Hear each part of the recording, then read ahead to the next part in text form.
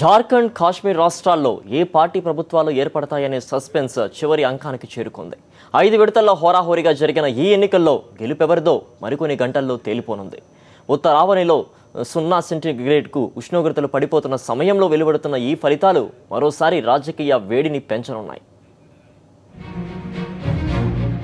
కేంద్రంలో నరేంద్ర మోదీ నేతృత్వంలో బీజేపీ అధికారంలోకి వచ్చిన తర్వాత జరిగిన మరో మహాసంగ్రామానికి సంబంధించిన రిజల్ట్ కాసేపట్లో వెలువడనుంది.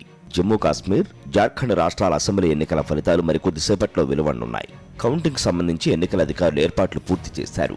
ఎక్కడ అవాంఛనీయ ఘటనలు జరగకుండా కౌంటింగ్ కేంద్రాల వద్ద పటిష్ట బందోబస్తు ఏర్పాటు చేశారు. జమ్మూ కాశ్మీర్, జార్ఖండ్ అసెంబ్లీ ఎన్నికల ప్రక్రియ దాదాపు 4 రోజుల పాటు కొనసాగింది.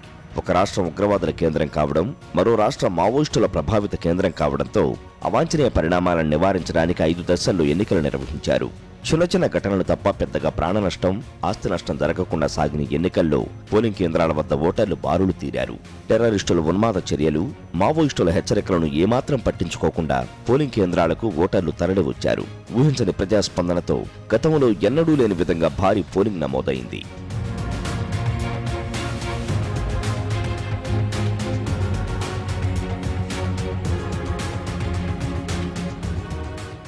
జమ్మూ కాశ్మీర్లో ఈసారి చతుర్ముఖ పోటీ జరిగింది.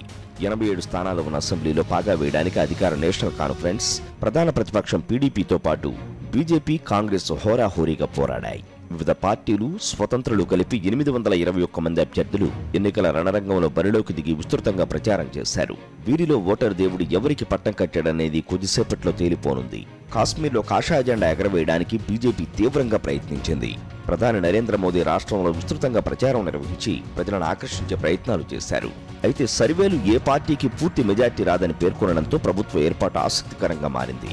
మావోయిస్టుల రాజ్యమైన జార్ఖండ్లో భారీ ఓటింగ్ జరిగింది.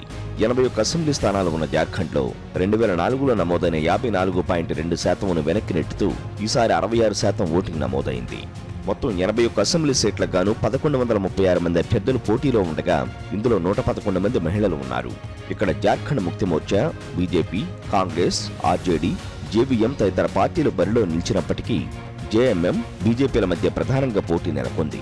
ప్రస్తుత ముఖ్యమంత్రి హేమంత్ సోరెన్తో పాటు మాజీ సీఎంలు అర్జున్ ముండా, మధు కోడా, బాబులాల్ మరాండీల భవితవ్యం మరి కాసేపట్లో తేలిపోనుంది. నేషనల్ డెస్క్, సాక్షి న్యూస్.